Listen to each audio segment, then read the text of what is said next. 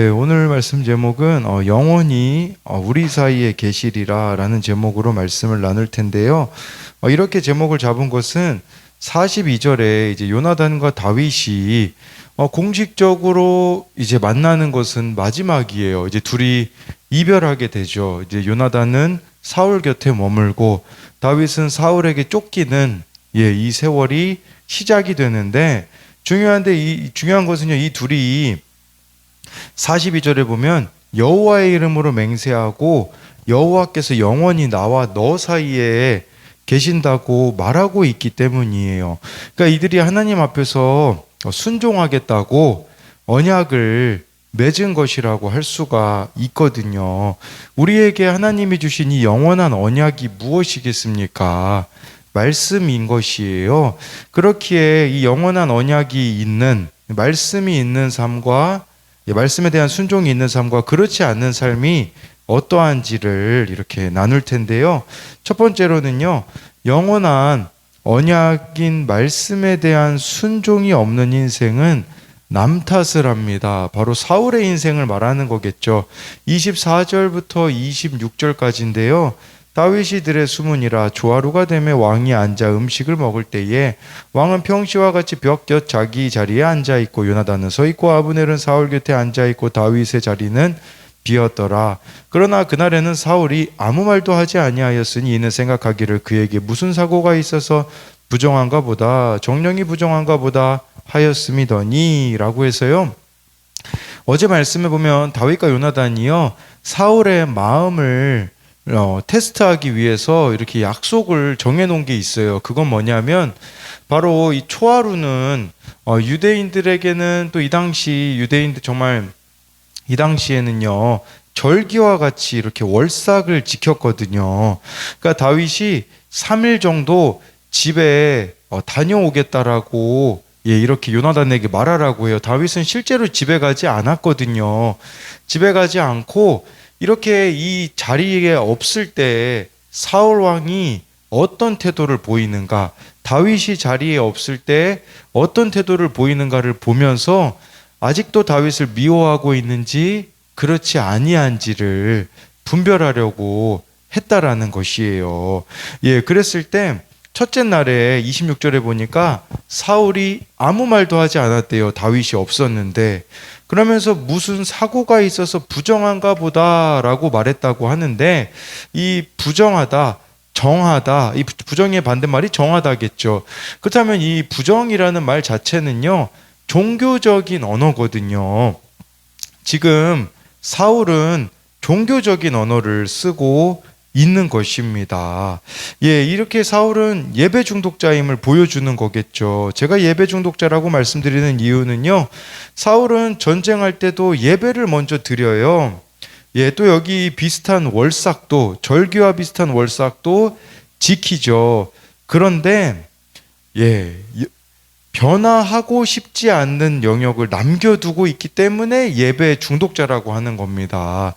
여러분, 예배자는요, 하나님 앞에서 끊임없이 자기 마음을 전심으로 드러내며 돌이키는 자죠. 예배 중독자는요, 예배는 드리고 있지만 어느 영역에 있어서는 하나님 앞에 드러내지 못하는 영역이 있어요. 그게 무엇입니까? 사울에게는 다윗을 미워하는 마음을 이렇게 꽁꽁 숨겨두는 거예요. 이처럼 영원한 언약인 말씀이 없는 신앙생활도 말씀에 대한 순종이 없는 신앙생활도 이와 같습니다. 내 마음에 꽁꽁 숨겨두고 있는 영역이 있는 거예요. 그게 바로 사울에게는 다윗을 미워하는 마음이었죠. 이 부분만큼은 하나님 앞에 드러내며 맡기지를 못하는 것이에요. 더 쉽게 말하자면 자기 생각과 뜻을 사울은 내려놓지 못하고 있는 거죠. 왜 자꾸 사울이 다윗을 미워할까요? 사울 안에 있는 욕심 때문입니다. 이스라엘을 자기 나라로 여기고 있는 그 욕심 때문에 자기 이 밥그릇을 다윗이 뺏는다고 생각을 했던 것이죠. 그래서 요나단에게 사울이 이제 둘째 날에는요, 왜 다윗이 없냐라고 묻자 요나단이 다윗이 가족에서 성읍과 제사할 일이 있기 때문에 자기가 자기한테 허락을 구했고 보내주었다라고 하자 사울의 진짜 반응이 30절 31절에 나옵니다. 사울이 요나단에게 화를 내며 그에게 이르되 패역무도한 계집의 소생아, 내가 이새의 아들을 택한 것이 내 수치와 내 어미의 벌거벗은 수치됨을 내가 어찌 알지 못하랴. 이새의 아들이 땅에 사는 동안은 너와 내 나라가 든든히 서지 못하리라. 그런즉 이제 사람을 보내어 그를 내게로 끌어오라. 그는 죽어야 할 자니라 한지라 라고 말씀해 주고 있어요. 네, 여기 보니까 말씀에 대한 순종이 없는 사울을 보십시오. 자기 아들에게도요, 패역무도한 계집의 소생아라고 말하는 거죠. 이처럼 말씀에 대한 순종이 없는 인생은요, 자기의 수치를 드러내는 게 아니라 다른 이들을 수치스러워한다라는 거죠. 사울은 요나단을 수치스럽게 생각했습니다. 그리고요, 이렇게 말씀에 대한 순종이 없는 사람은요, 다른 사람을 업신여깁니다. 오늘 말씀 27절에도 나오고 31절에도 나오는데요. 다윗이 자기 사위잖아요, 사울이요. 근데 뭐라고 부릅니까? 다윗이라고 불러야 되는데 이새의 아들이라고 부릅니다. 이새의 아들이라고 부르고 있다는 것 자체가 사울이 다윗을 업신여기고 있기 때문이라는 것이겠죠. 그러면서 31절에요. 네, 이제 다윗에 대하여서 그는 죽어야 할 자니라라고 말해주고 있어요. 이걸 원어로 보면요, 죽어야 할 자라는 것은 사망의 자식이라는 뜻이거든요. 그러니까 다윗을 향해서 사망의 자식이라고 하고 있는 사울의 모습을 보십시오. 정말 하나님을 믿는다고 하지만 여전히 누군가를 사망의 자식이라고 말하며 미워하고 있는 모습이 나에게 있지는 않는가 하는 거죠. 근데 하나님 앞에서는 누가 사망의 자식이었을까요? 사울 자신이 사망의 자식이었다라는 거죠. 그러니까 나의 죄인됨을 깨닫지 못하는 사람은 이처럼 남 탓만 하다가 끝나는 인생이라는 것을 보여주고 있는 것이죠. 실상은 자신이 자기 아들인 요나단과 자기 사위인 다윗을 얼마나 힘들게 하는지는 알지 못하고 있는 사울의 모습이 여기에 나와 있는 것입니다. 그래서 이것에 대한 두 가지 적용 질문은요, 너 때문에 하며 원망하고 있는 사람은 누구입니까? 지금 사울이 계속해서 말하고 있는 거죠. 너 때문이라고, 요나단 때문이라고, 다윗 때문이라고 그러는 거죠. 말씀을 통해서 그가 사망의 자식이 아니라 내가 사망의 자식임을 깨닫게 된 적이 있습니까? 지금 사울이 다윗 보고 31절에 죽어야 할 자라고, 근데 내가 죽어야 할 자라고 말씀을 통해서 보게 된 적이 있냐라는 것을 묻는 것이에요. 두 번째로는요, 영원한 언약인 말씀에 대한 순종이 있는 인생은 최고의 레슨을 받습니다. 33, 34절인데요. 사울이 요나단에게 단창을 던져 죽이려 한지라 요나단이 그의 아버지가 다윗을 죽이기로 결심한 줄 알고 심히 노하여 식탁에서 떠나고 그달의 둘째 날에는 먹지 아니하였으니 이는 그의 아버지가 다윗을 욕되게 하였으므로 다윗을 위하여 슬퍼함이었더라. 33절에요. 사울은 요나단에게 단창을 던져 죽이기로 합니다. 그의 아버지가 다윗을 이제 죽이려고 33절에 보니까 결심한 줄 알고라고 하는데, 이 결심한 줄 알고를 원어로 보면요, 이미 결정이 끝난 상태를 말하는 거예요. 사울의 결심이 확정되었고 더 이상 변화하지 않음을 보여주는 것이에요. 그럼 우리에게도요, 이렇게 완고한 사람이 있을 수 있어요. 사울이 그만큼 완고했다라는 거거든요. 정말 이 사람은 도무지 변화될 것 같지 않는 그 사람이 내 곁에 있을 수가 있음을 보여주는 거죠. 34절에요. 요나단은 다윗을 위해 슬퍼하고 있습니다. 예, 그런데요, 요나단을 보십시오. 요나단은 하나님의 주권을 인정하잖아요. 하나님의 주권을 인정한다라는 게 무슨 말입니까? 요나단은요, 알고 있었어요. 자기가 아버지를 이어서 왕이 될 게 아니라 하나님이 다윗을 제2대 이스라엘의 왕으로 세우셨음을 믿는 거죠. 인정하는 거죠. 그러니까 요나단에게는 없는 게 있어요. 뭐가 없습니까? 미움이 없습니다. 아버지 사울에 대한 미움이 없고요. 다윗에 대한 미움이 전혀 없는 거예요. 왜 그럴까요? 하나님의 주권을 인정하면요, 우리 가운데 바로 다른 사람을 긍휼히 여기는 마음이 생기게 되는 것이죠. 그렇게 되어지면 불안과 미움을 멈출 수가 있는 것이겠죠. 그랬을 때 이제 41절, 42절에 이제 마지막 이별 장면이 나와요. 다윗과 요나단이요.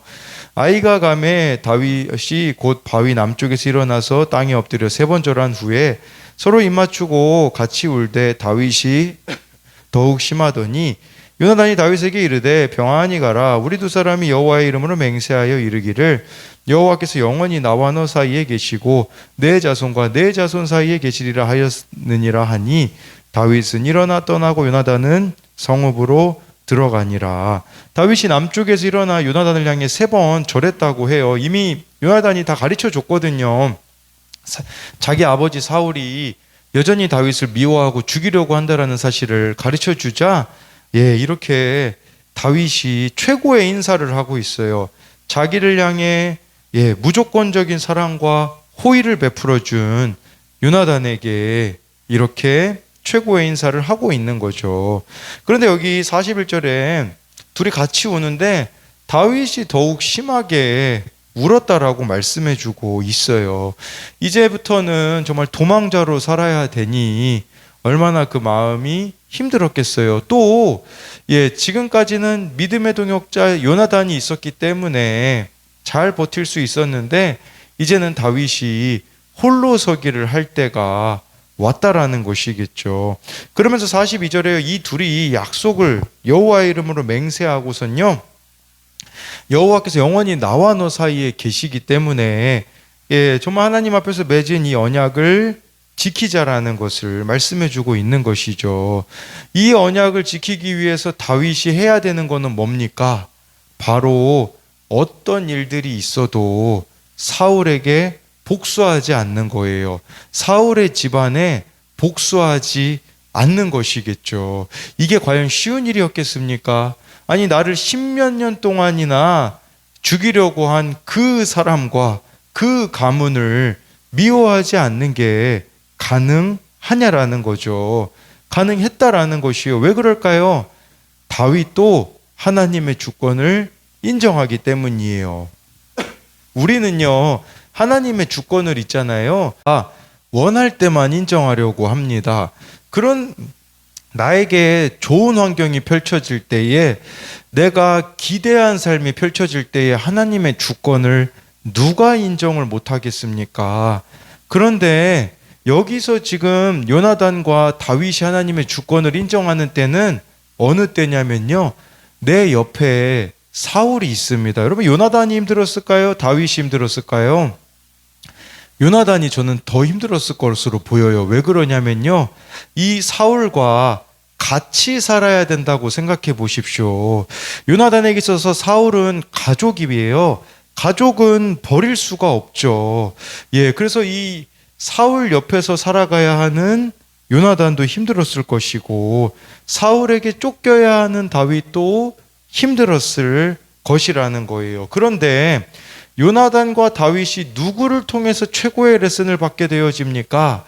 바로 사울을 통해 최고의 레슨을 받게 되어지는 것이에요. 우리를 영적으로 깨어있게 만드는, 나를 영적으로 성장하게 만드는 그 영적 스승이 누군 줄 아십니까?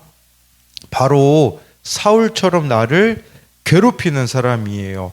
사울같이 옆에서 나를 괴롭히는 사람 때문에 하나님의 음성을 듣고 하나님의 인도하심을 배우게 되는 것이겠죠.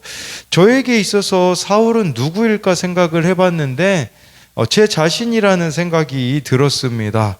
인정 중독자로 살아가고 싶어하는 제 자신이 사울입니다. 저는 인정받지 못하면 무시당한다고 느끼는 사람입니다. 제가 무시당한다고 느끼는 포인트는 제가 설교하고 있는데 상대방이 듣지 않는다고 느껴질 때 무시당한다고 생각을 합니다. 예배의 자리에 많은 이들이 오지 않으면 저를 무시한다고 느껴요. 그런 저를 하나님께서는 다루시기 위해 인정받지 못하는 자리에 저를 두셨어요. 그 겸손한 환경에서 하나님만을 바라보아야 하는데 하나님에 대한 간절함이 없으니 우울한 마음만 밀려 들어오더라고요. 자기 연민과 자책만 제 마음에 있는 것을 보았습니다. 그렇다면 반대로 사람들이 제 설교를 잘 듣는다고 해서 많은 사람들이 모인다고 해서 제가 만족할까요? 곰곰이 생각해 보니까 아니라는 생각이 들더라고요. 지금 저에게 하나님이 허락하신 이 환경이 최고의 환경이라는 것을 저는 믿어야 되는 거죠. 반면에 우리 옆에도 이렇게 지금 나를 힘들게 하는 환경도 최고의 환경이고요.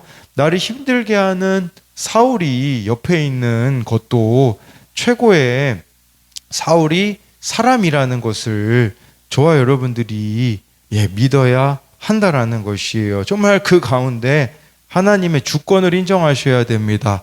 이 하나님의 주권을 인정한다라는 것은 어려운 게 아니라 여전한 방식으로 우리가 하나님 앞에 나아가는 것이에요. 여러분, 우리 인생에 사울이 없다고 생각해 보십시오. 영적 민감성을 가질 수 있을까요? 아니에요. 이제 사울이라는 존재가 사라지면 다윗이 나중에 어떻게 됩니까? 밧세바를 범하게 되어지잖아요. 영적으로 무뎌지게 되어지지 않습니까? 그렇기에 날마다 여전한 방식으로 하나님 앞에 서 있는 저와 여러분들이 되기를 소망합니다. 그래서 이것에 대한 두 가지 적용 질문은요. 비싼 수업료를 치러가며 지금 내가 받고 있는 하나님의 훈련은 무엇입니까? 주님이 나와 함께 계심을 믿습니까? 오늘 하루 힘들어도 주님을 의지하여 지켜야 할 나의 자리는 어디입니까? 기도하겠습니다. 살아계신 하나님, 오늘 말씀해 보니 사울이 하나님 말씀에 대해 불순종하며 나아가니 끊임없는 남탓과 미움이 나타나는 것을 봅니다. 하나님의 주권을 인정하지 않으니 다 미워 보이고 다 상대방이 잘못되어 보이는 모습이 있습니다. 정말 그러면서 다윗에게 그는 죽어야 할 자라고 사망의 자식이라고 말하고 있는, 정말 자기 자신의 모습을 너무나도 모르는 이 사울의 모습이 우리의 모습이 되지 않게 하여 주옵소서. 정말 내가 누군가가 미워질 때 하나님 앞에서의 점검이 이루어지게 하여 주시고 본성대로 반응하지 않게 하여 주옵소서. 다윗과 요나단은 힘든 인생을 삽니다. 요나단은 사울 옆에서 살아가고 다윗은 사울에게 쫓겨가며 살아갈 수밖에 없지만 결론적으로는 사울이 요나단과 다윗을 거룩하게 만든 장본인이 아니겠습니까? 우리에게도 사울과 같은 사람이 내 곁에 있을 수 있고 사울과 같은 환경이 나에게 있을 수 있지만 그 가운데서 여전한 방식으로 하나님 앞에서 정말 하나님과 교제하며 하나님의 주권을 인정하며 하루하루를 살아갈 수 있도록 우리들을 인도하여 주사, 그리하여 우리의 마음 가운데에 날마다 천국을 누리는 삶이 되게 하여 주실 것을 믿으며 살아계신 예수님 이름으로 기도드립니다. 아멘.